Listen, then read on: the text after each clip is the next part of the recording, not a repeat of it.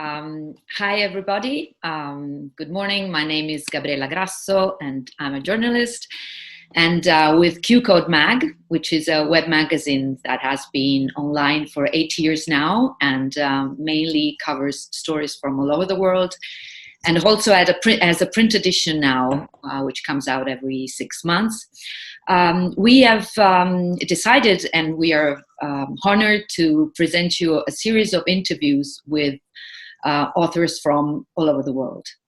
The idea with Q Code Mag is to open up to different points of view, to build bridges with other culture, between cultures. And that's the reason why we decided to do these interviews in English, so that as many people as possible could follow us, and also to have a direct chat with the authors. Today, it's my pleasure to have with me Mr. Emmanuel Iduma, who's connected with us from Nigeria. Hi, Emmanuel. Hello. Emmanuel is a writer, photographer, an art critic. He was co-curator of the Nigerian pavilion in Biennale di Venezia in 2017. And it just came out a couple of months ago, his book, I'll show it to you, Lo sguardo di uno sconosciuto, published in Italian by Brioschi Editore and translated by Gioia Guerzoni. The original title is A Stranger's Pose. It came out in 2018, and the Italian version came out in 2020. So what to say about this book? It's difficult to define. It's not a novel. It's not a collection of short stories. It's not strictly a travels book. I would define it a collection of a traveler's notes. Iduma has been traveling around Africa, either on his own or with a project that I will ask him about. The Invisible Borders Trans-African Photographers Organization organized a tour of artists around Africa. And so he has visited many countries, and he writes down his impressions. He writes down the people he met, the conversation he had. He mixes pictures. There are many pictures in the book, as you can see here. So it's writing and photographs. Some pictures taken by himself, some by other people, and really the reader feels that he's traveling with Emmanuel.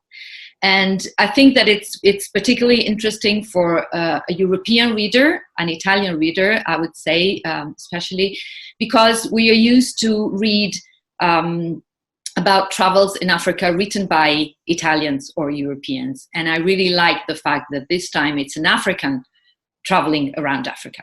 So I will start with some questions. First of all, Emmanuel, thanks for being with us.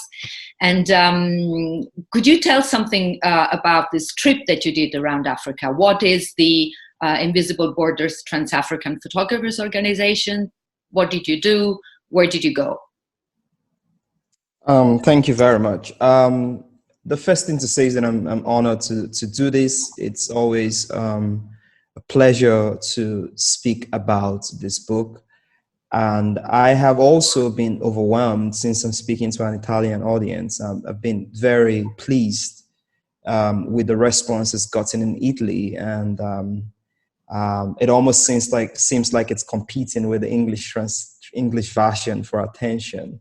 So I'm grateful for that, and I'm very pleased and honored to do this. So between 2011 and 2016, I participated in about 4 road trips that was organized by the Invisible Borders Trans-African Photographers Organization. And I had started out, as I just qualified as a lawyer when I started traveling with Invisible Borders in 2011. And it was a trip from Lagos to Addis Ababa, and we traveled through 5 countries in that first trip. And then, it became really exciting for me. And also I started to work with the organization in some capacity, just managing the content of the website and all that. And so I was invited again in 2012 to do another trip. And this time it was from Lagos to Gabon. We were supposed to, Libreville in Gabon, we were supposed to sort of get to Congo, Lumumbashi, but that didn't work out. And then in 2014, again, now I was increasingly becoming more involved with the organization, and I was then director of, I think, publications by then. And in 2014, we then decided to do a basically a transcontinental trip, right? So from Lagos in Nigeria to Sarajevo in Bosnia and Herzegovina. And that trip took us through about at least a dozen countries. I can't remember all of it now. But we basically traveled along the West African coast and, into North Africa. We couldn't get into Morocco, but we got as far as Mauritania. And then we got back to Senegal, and then flew into Europe, and then did the rest of the European trip from Spain up to Sarajevo, from Malaga essentially to Sarajevo.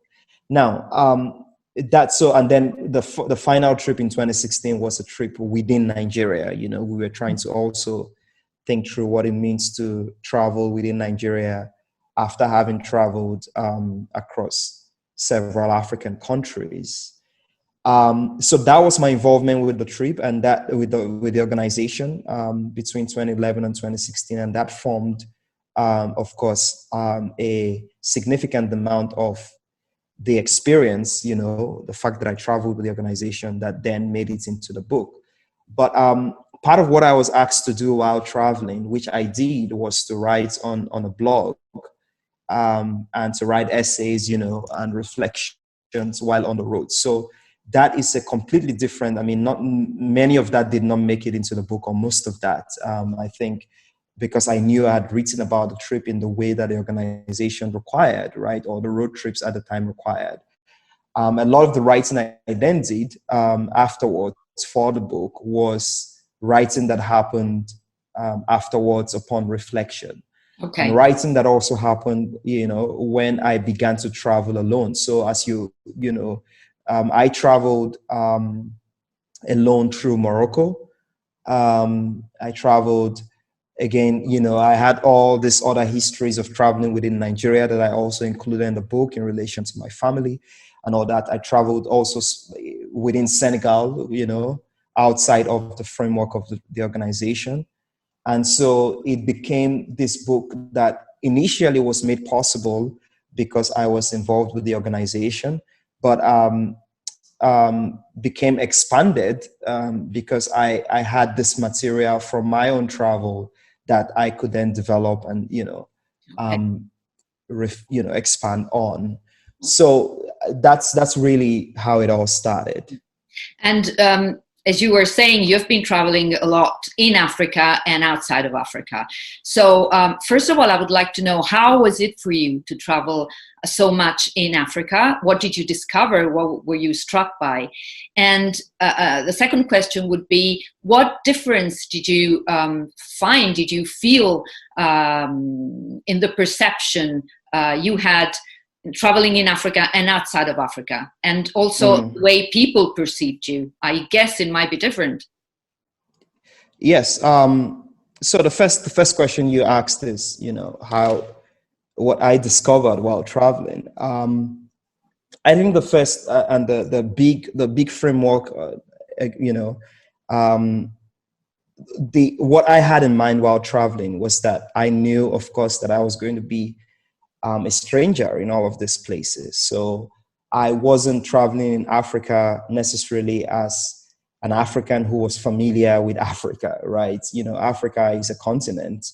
And so the sense that I was traveling as a Nigerian in all of these places was one of the first things that struck me, that even though Nigeria, of course, is a huge country with different cultures, right? Outside of Nigeria, people looked at you first as Nigerian, right? And so that already meant that, in traveling across African countries, the diversity was the first thing I noticed, right? That even though, of course, I had known this theoretically, I had known that I am certainly, Africa is not a country, right? But it was different to experience it. So I certainly would say that one of the first things that struck me was diversity, and that diversity, in a sense, was, because of several reasons: the language distinctions, the political differences. Where in Morocco, they have like a monarch and some kind of parliamentary system, right? Outside of, in some countries there were military dictators, in some other countries there are democratically elected. There's a democratically elected government. So the diversity was what struck me, and I think it would take so much time to then talk about the different levels of diversity. But also, what was also striking was, in a sense, the shared history of colonialism, right? There are perhaps not more than, there's really only one prominent country in the continent of Africa that wasn't colonized by European power, right? So many countries, or most countries on the continent, or almost all countries on the continent, were colonized by European power. So there was a sense in which, even though for each country there was a different manifestation of that, right? But each country had a history of colonialism, and you could see how it still impacted on the way people lived their lives, right? So between Nigeria and Ghana, there are two French countries, French-speaking countries. The Italians were not very successful with colonialism, by the way, but that's a different conversation. So you're driving to Ghana from Nigeria, and you no longer feel confident in communicating, right?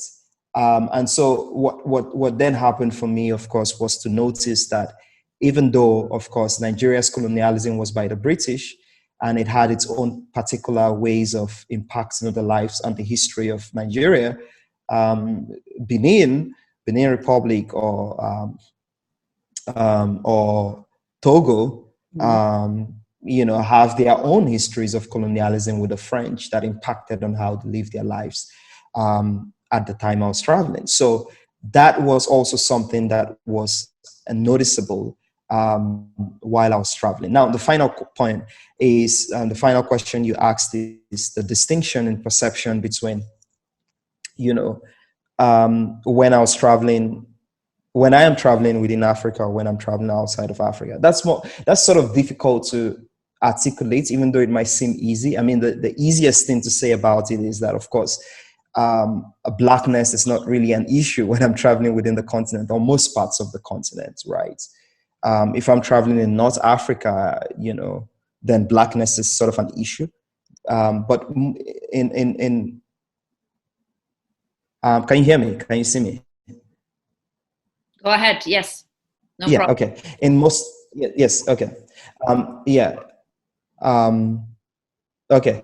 So in most parts of the continent, the sense that I am Black does not matter, or like I have a black skin. I don't know how to describe that now, but does not matter.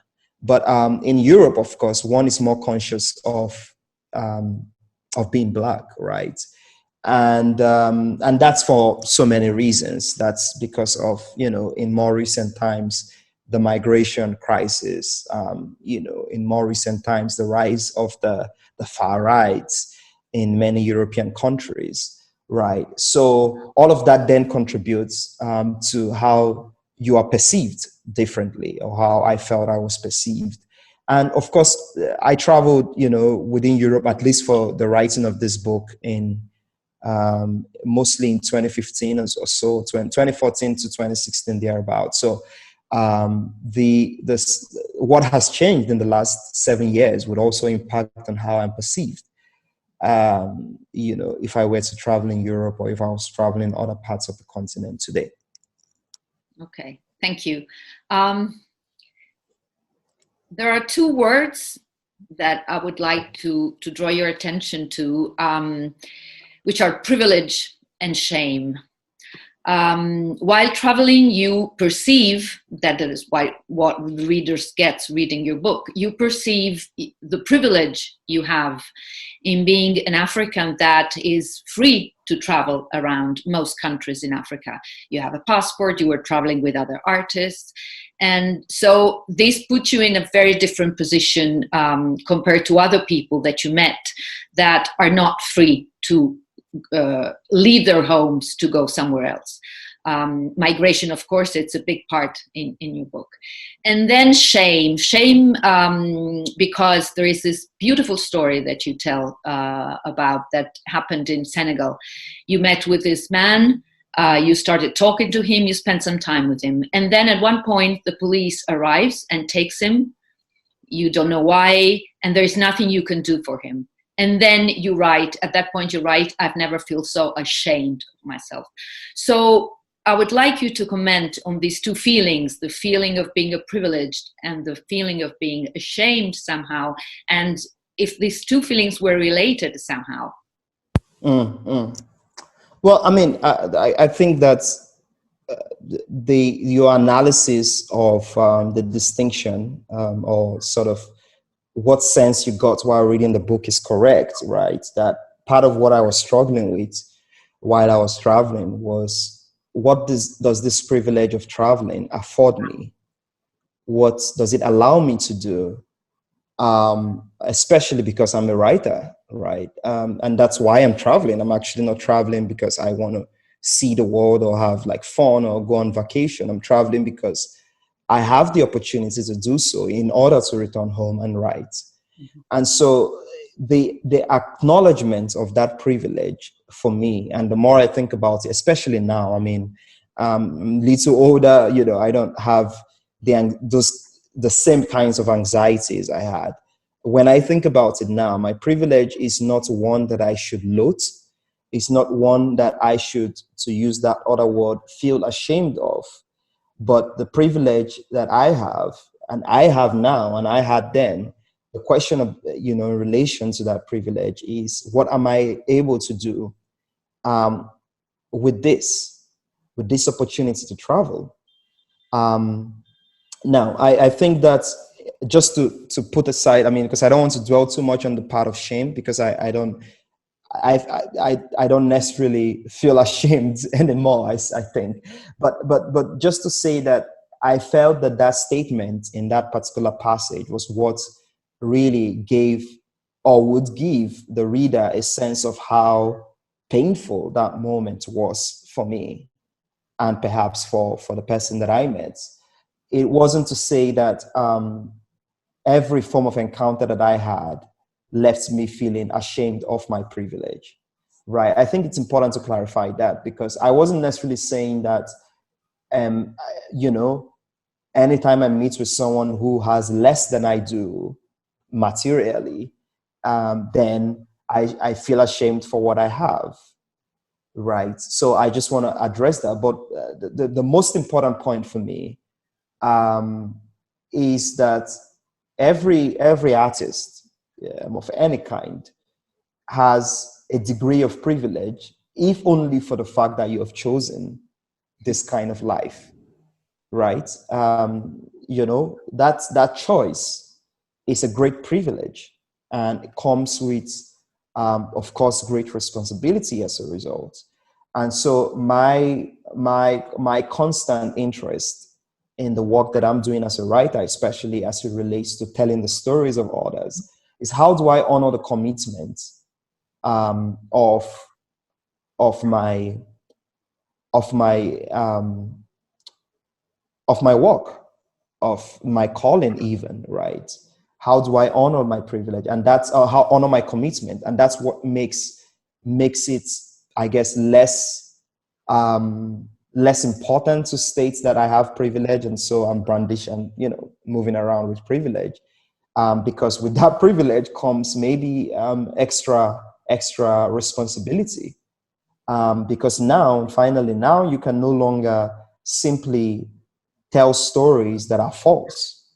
right? And you can't just simply tell a story because it favors your own position. You're now responsible to the lives of others.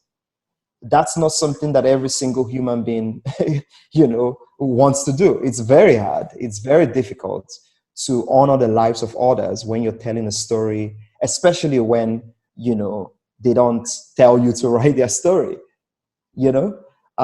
So my privilege was, in a sense,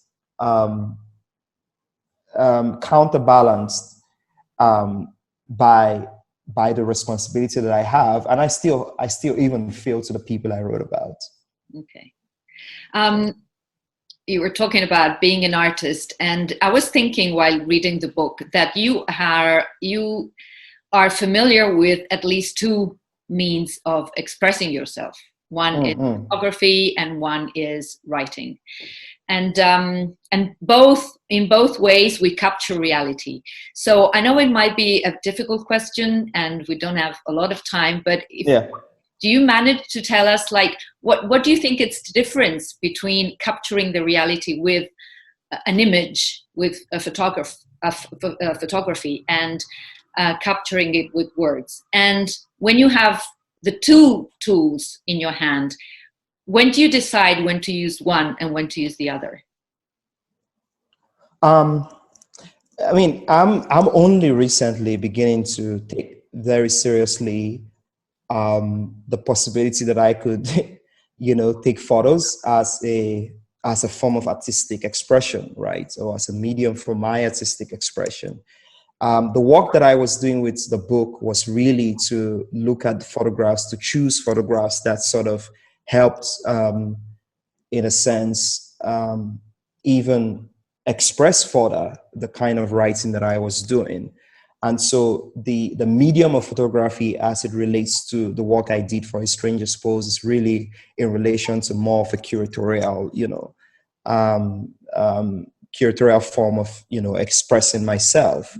It had very little to do with my own practice as a photographer. And some of the photos I included, but that I took, maybe 2 or 3, were included precisely because I felt I had enough great photographs by practicing photographers that mine wouldn't seem too obviously not as good. But I think that what you're asking is equally important to me, that what is the tension that I feel or I felt between the process of, say, working with photography and the process of writing. I don't think it's a question that it's a tension that I wanted to resolve. And that's precisely why both mediums appeal to me as possible for the book, right? That what was not resolved by the photographs could be resolved by the writing, and what was impossible to articulate in the writing could be illustrated or evoked in the photographs. And so I want to beg your pardon not to answer that question in that sense, because the choice was really on a case-by-case basis, right? It wasn't necessarily, I don't have a general way of applying this principle and saying, if photos do not work here, then I must use then I must use text. I just was looking at the text I had, the kind of stories I was trying to tell, and the photographs that I could choose from.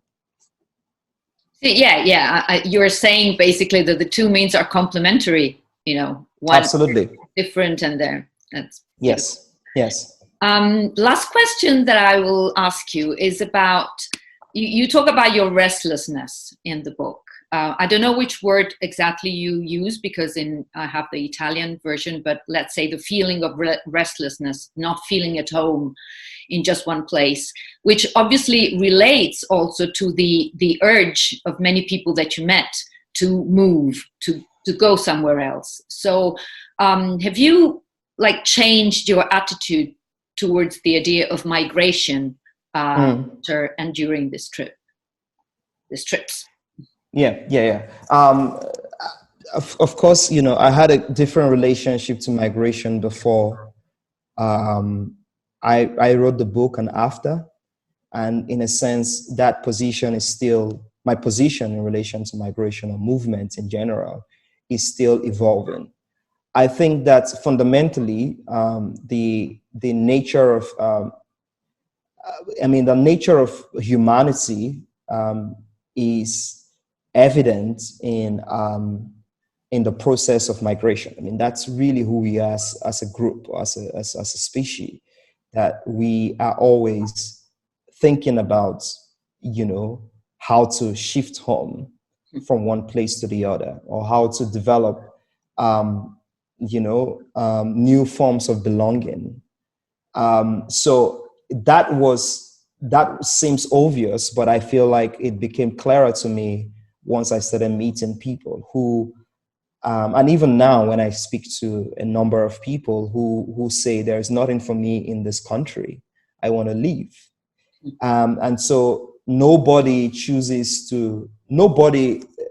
is not interested in developing some kind of stability. We are all interested in being stable to some degree. That's why we have, essentially, biologically, we are not swimming. We can walk, we can put our feet on the ground. That's why we developed the means to build tents and houses, because part of our inclination as humans is also to shelter. To use the word shelter in place, to quarantine, or to stay in lockdowns. It's part of who we are as a species, right? So the important thing for me in thinking about home is that people begin to think of shifting home, because where they are is no longer possible it's no longer able to accommodate their sense of feeling at home, right? This is why, there is a so-called migration crisis. And it's not as simple as, why don't you stay in your country? Because Europe contributed to the reason why people can't stay in their countries, right? So it's a question of, I want to find a home. It's a spiritual notion for many people. Life is not sustainable where I am, so I have to move.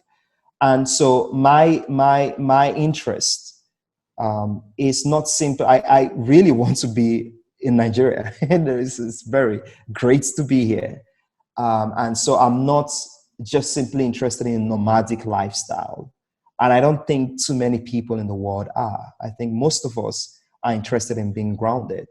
Now, the question for us to answer, as countries, as individuals, is how can we make it possible for people to move without being criminalized? Because there was a time in this world when people could move without being criminalized. That's really the story of the evolution of our civilizations. That it's only recently that it became even more difficult for people to move. And we have to ask ourselves why that is so, and how we can honor the very basic human instincts to look for new homes. Thank you. Yeah. Well, we just have a couple of more minutes, so I would like to ask you if you would read to us the beginning of the book. I'll show the cover again. Lo sguardo di uno sconosciuto, Brioschi editore. Yes, the beginning of the book is the first chapter, the first paragraph, and it's not very long, so maybe you can read it all to us before saying goodbye. Yeah. I'll be honored.